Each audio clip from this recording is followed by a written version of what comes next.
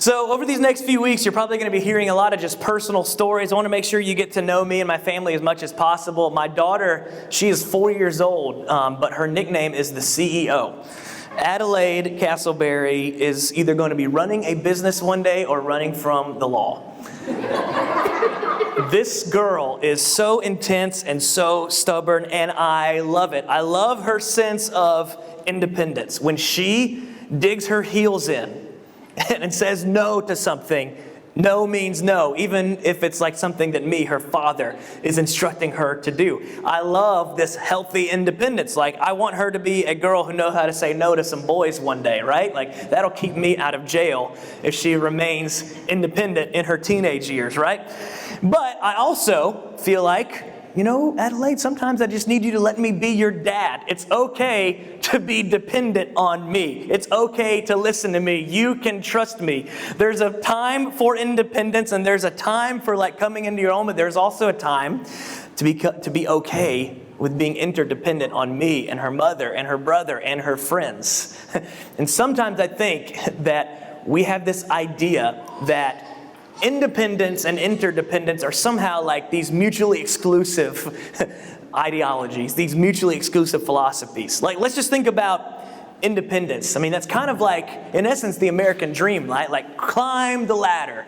He with the most toys wins. And the way this individualism, independence theme is kind of fleshing it out is, you can politicize it if you want. One sign kind of says he with the most toys wins, climb the ladder, run over whoever you have to run over, me, me, me, me, me. And it's this self-preservation, self-promotion kind of living when it's not kept in check. That's one form of independence. But there's also a form of independence that is not like self-preservation. It's more like self-celebration.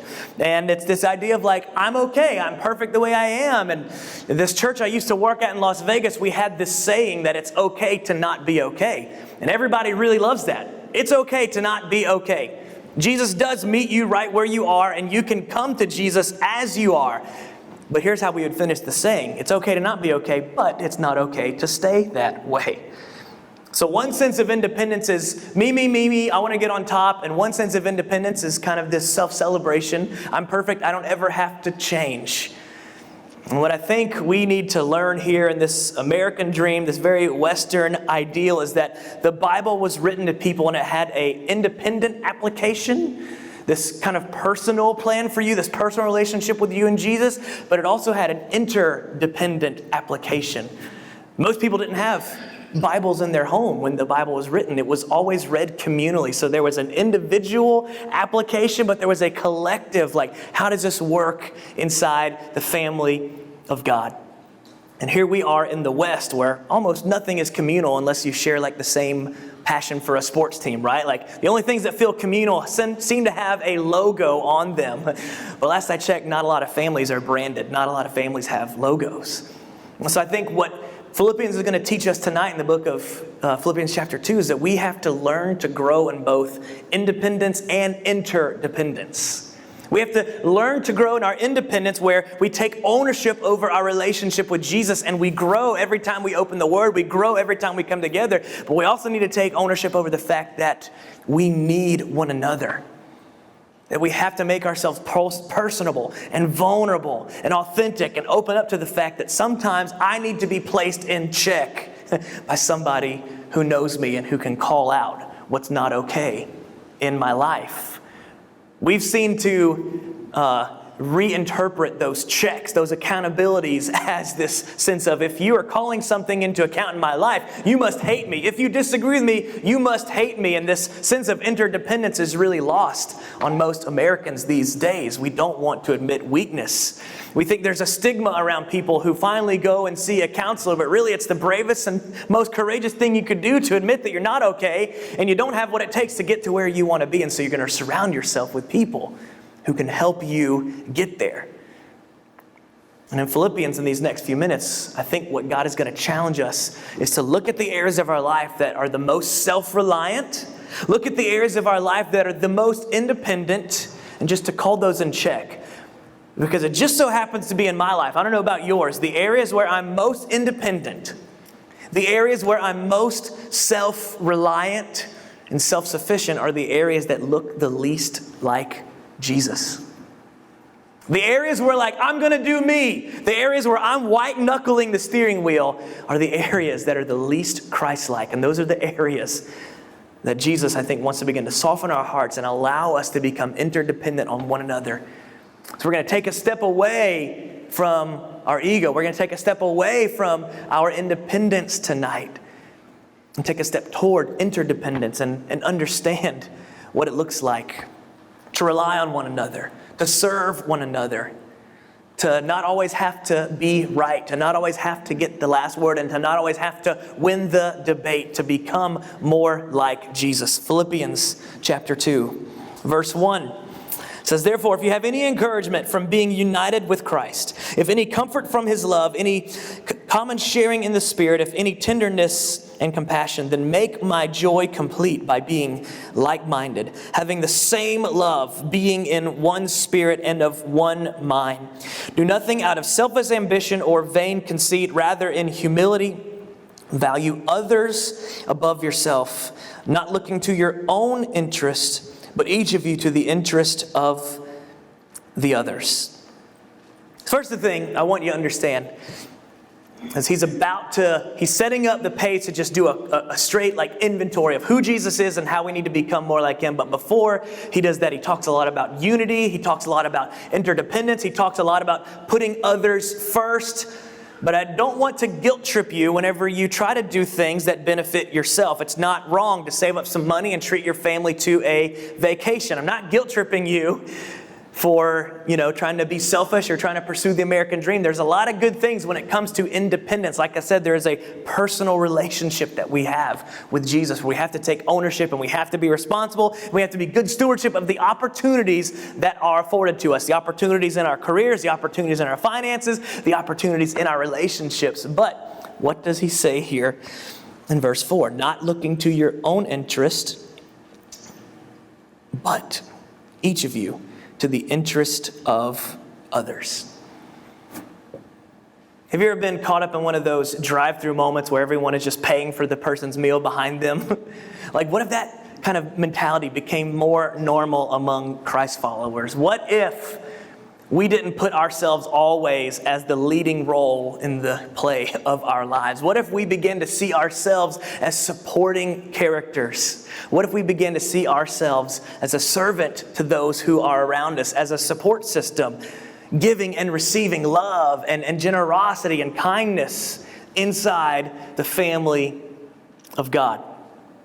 Because Paul's going to continue and he's going to lay it out there like Jesus himself, who was the King of Kings and Lord of Lords. He was the everywhere at one time, all-knowing, all-powerful God that existed before time began and could speak things into existence. He chose, as we're going to see in a minute, to deprive himself of all of that and enter into our mess, enter into our humanity, enter into a life faced with betrayal, a life faced with disappointment, a life faced with falling down and skinning his knees. We don't have a lot of look into Jesus' life before his public ministry, but I can't believe that he was walking on water to impress his friends as a 12-year-old, right? I don't think that's what Jesus was doing. The Jesus that we see was always using his strength and his power and his greatness to benefit others, not himself. Verse 5 continues, it says, "In your relationships with one another, have the same mindset as Christ Jesus, who being in very nature, God did not consider equality with God something to be used to his own advantage. Rather, he made himself nothing by taking the very nature of a servant. Being made in human likeness and being found in appearance as a man, he humbled himself by becoming obedient to death, even death on a cross." And he's basically saying he made himself a loser. But look what happens in verse 9. "Therefore, God exalted him to the highest place, giving him the name that is above every name, that at the name of Jesus every knee should bow in heaven and on earth and under the earth, and every tongue acknowledge that Jesus Christ is Lord to the glory of God the Father. He was literally the only being in all of history that could actually play the God card, and he always had the trump card. He never had to lose. But what did he do? It said he humbled himself. He became like one of us. This is a pretty rich part of our theological heritage that theologians have coined the incarnation, where he was 100% God and 100% man. He wasn't 50% Jesus and 50% God. No, it was God in the flesh. And at any moment, the scripture tells us that Jesus could have called down legions of angels to whip up on the people who were whipping up on him. Never once did he use his God power for his benefit. He used his power to make others powerful. He was 100% God. He was 100% man.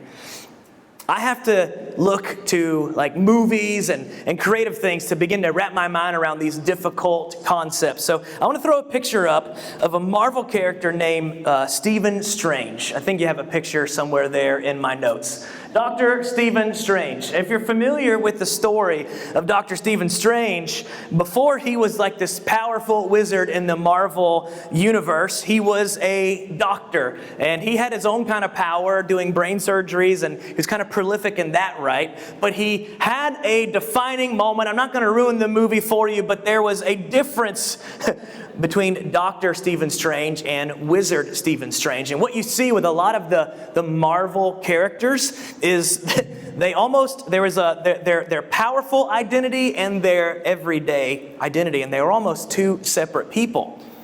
They received their powers at some defining moment. But a lot of the DC characters like Batman, take Bruce Wayne for instance. I think I have a picture of him as well. Christian Bale staring at the Batman costume. Everybody knows this was an incredible movie. Christopher Nolan kind of did some masterpieces. That most of the superhero movies reference these as kind of like the classic story. And I think we all relate to these more because he didn't have any special powers. He didn't become Batman. He didn't grow any special, unique abilities. He really just was the same person, Bruce Wayne, just with a mission. And Bruce Wayne chose to use all of his wealth and his abilities to help the city in which he lived. He didn't go through a defining moment and become Batman. He didn't change his identity from Bruce Wayne. He was who he was. Jesus, much like that, didn't all of a sudden turn a corner in his 30s and become some prolific speaker, some great miracle worker. I think that from the moment that Jesus stepped onto planet Earth, he knew he had a mission. He knew he had a purpose. And he always chose to use his powers to benefit other people. And so when I think we look at our lives and the things that we have at our disposal, when we look at our lives and the things that we have stewardship over, that God has given us discretionary use of, we have to ask ourselves, am I using those things? Am I using those talents, those resources, those relationships, those opportunities to benefit others, or am I the only one reaping the benefit of the things that God has placed in my care?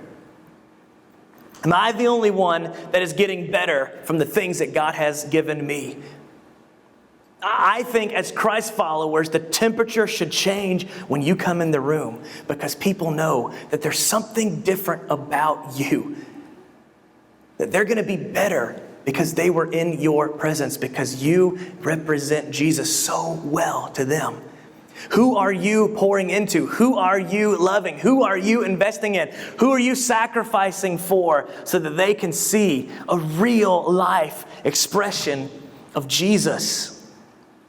Jesus always used his power to make others more powerful. He used his greatness to make others great. The Bible tells us that he deprived himself of majesty, that he stepped out of heaven. He was in paradise. He had angels, choirs telling him how awesome he was. And then he became the son of a carpenter, working class, bottom of the social totem pole.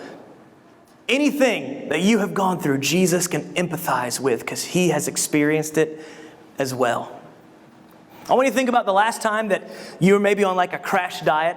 You know, January's coming up in a few months, and a lot of us put on the quarantine 15 or the quarantine, 20 or whatever it is. And a lot of us are saying like, you know what, 2020 was just a wash. I didn't really meet a lot of my health goals, but you know what, who cares? January is coming. And so a lot of you are like entering into this Whole 30 or a Daniel fast, or my wife and I, we've done keto.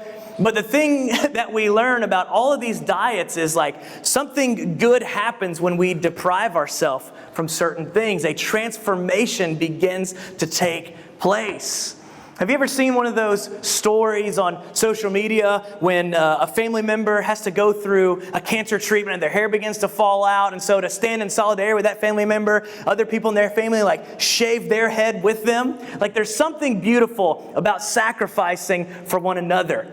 And I think what we see from Jesus is that when you're going without something, it's a good way of standing with someone. When you and I choose to say no to certain things because we're saying yes to making somebody else's life better. When we say no to certain amenities and certain privileges and certain things, it means we get to say yes to something beautiful, to something that will outlast anything that our retirement portfolio could bring us. This is what it means to become like Christ. This is what it means to start living our lives like Jesus. Taking a step away from independence and taking a step toward interdependence and recognizing not only do we need one another, but you have something to give.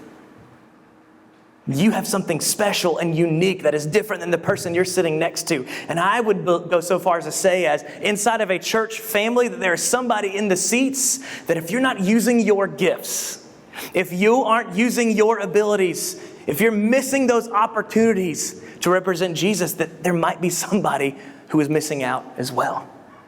There might be a problem in somebody's life that you were created to be the solution for. And when we go without something, it's a beautiful way of standing with someone. And that's what we see in this picture of Jesus. It says that he didn't count equality with God something to be grasped. What it means is he's saying all the things that he could have used to benefit himself. The Greek word for that word grasp actually has to do with robbery. So what he's telling us here is that Jesus, if he would have used his power to benefit himself, it would almost been like he was committing a crime. I'm sure you've got something in your house, like decorations or a certain recipe or fancy china that you only bring out for like special occasions. Maybe for you it's like a bottle of something. I don't know. That's for you. I'm not here to judge. But we've probably got something that we only use for special occasions. And if we choose to use it any other time, it would almost feel like we're committing a crime because, no, that's something special, right? Instead, he didn't consider with equality with God something to be grasped. I mean, even though he had access to it, he chose not to use it for himself. My son and I love to play Uno. We love to play card games. And to be honest with you, for a 6-year-old, he is really, really good at it. And sometimes, if I'm honest, more often than not, he's actually started getting better at me than Uno. But when we first started playing, there would be these moments where I knew the cards that I had in my hand, and I knew the cards that he had in his hand because he didn't do a very good job of hiding his cards when he was 4. So I knew I could play 1 or 2 cards and I would have the upper hand. I knew that I could win. I knew that I could leverage my power against him. And sometimes I would choose not to play the trump card. Sometimes I would choose not to play that draw 4 card and send him to an oblivion that he'd never be able to pull himself out of. I chose to withhold my power to make him more powerful. I chose to let his confidence build. And now he's honestly a little bit too cocky when we sit down and play some Uno together. But when you think about the life and the ministry of Jesus, and when you think about the fact that we all, the Bible says we've all sinned and fallen short. At any moment, Jesus could have chosen to say, you know what, enough. These people are rejecting me. These people aren't listening to me. I'm done.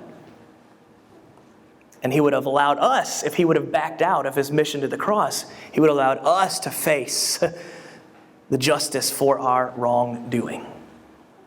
He didn't play the God card. He withheld his power, and he took on the punishment that was reserved for us. You see, that's what mercy is. It's withholding the judgment that was all due upon us.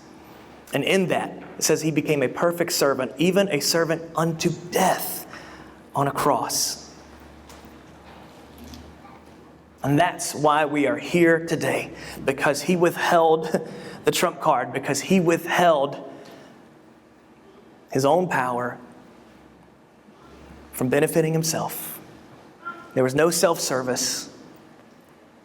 There was no self-preservation. There was no self-celebration with Jesus. It was always others first. And because of that defeat on the cross, we gained victory here in life.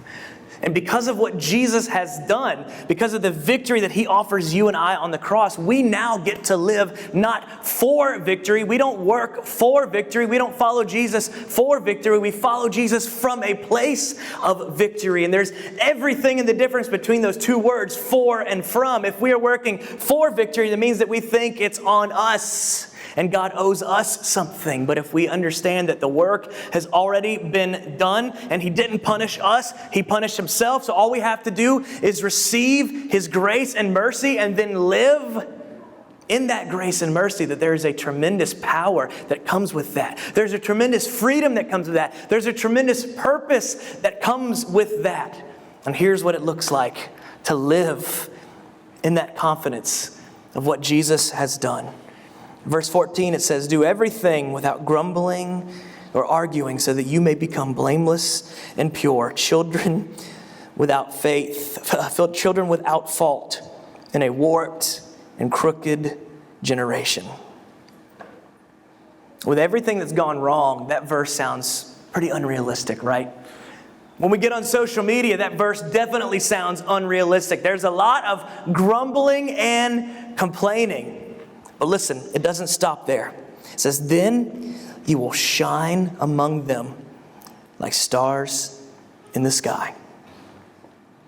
The whole point of the work that Jesus has done in us and the example that he set is not so that we can magnify ourselves, but so that us in the darkness, that we can be a light, that we can help people on their journey to discovering Jesus. Now just think about that for a second. Back when this was written, they made it from port to port, from city to city, based on the navigational map of the stars in the sky. They got from point A to point B. They found their way because of the stars in the sky. So my question for you is, who is finding their way to Jesus because of the light that you're shining? Who is finding their way through the darkness of this world, the darkness of this year, because of the light that you're shining? You're not the sun. You're not the source of light. That's Jesus. No.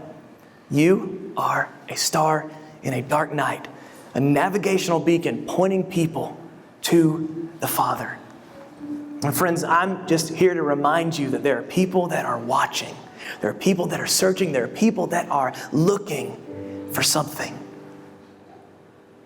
Just maybe, if we can align our decisions, just maybe if we can align our priorities, our schedule, our thoughts, our attitudes, our behavior with the model that we see here with Jesus, that we can grumble and complain less and shine like stars a little bit brighter. When you get home tonight and you're maybe trying to find your way through a dark room, or you're trying to find your way from the garage to the house, it's not uncommon in this day and age to pull out a smartphone with a little flashlight on it, and it kind of lights up your path. Now, it'd be a little bit obnoxious if that smartphone pulled out something as powerful as a floodlight, right? In this day and age, it's pretty easy, especially in the Bible Belt, especially on Facebook, to see Christians who think they are the floodlights, who think that their opinion is God's gift to the way that you're supposed to vote, God's gift to the way that you're supposed to think. And the truth is, the floodlight doesn't really allow you to adjust your eyes to the darkness. It's kind of overwhelming, it's kind of obnoxious. But that little flashlight on your phone gives you just enough guidance to take the right next step. The same way stars aren't the sun, they're just little lights that are shining as beacons toward a destination. So I want you to think now about your friends. I want you to think about your friends, your family, the people that you're doing life with, the people that you work alongside, the people that you go to sporting events with. And just begin to run through that Rolodex in your mind and ask yourself, who's finding Jesus because of me? He doesn't need you to be a floodlight. He just needs you to be a flashlight. He doesn't need you to be the sun. He's got that covered. He just needs you to be a star in the night, guiding people toward Him. Through the way that we love, through our countenance, through our attitude, through the way that we handle their ups and their downs. When we walk beside them in their defeats, when we cheer them on in their victories, the Bible is clear. It says, rejoice with those who are rejoicing, weep with those who are weeping. We're moving away from independence. We're moving toward interdependence. We're being like Jesus. We're choosing to serve instead of being served. We are shining like little stars in a dark sky. And just maybe, one day, when you're up in heaven, like a great Cracker Barrel in the sky, on a rocking chair in the clouds, somebody is going to come up to you and say, you didn't know this, but the way that you carried yourself around the water cooler at work, or the way you handled bad news, the way that you responded to tragedy, the way that you navigated through dark times, is what made me realize that maybe there is something to Christianity. Maybe there is something to this Jesus way of living. Remember, if you're in a dark time, be the light. Be the star, be the flashlight that's helping people find their next step on their journey to meeting and following Jesus.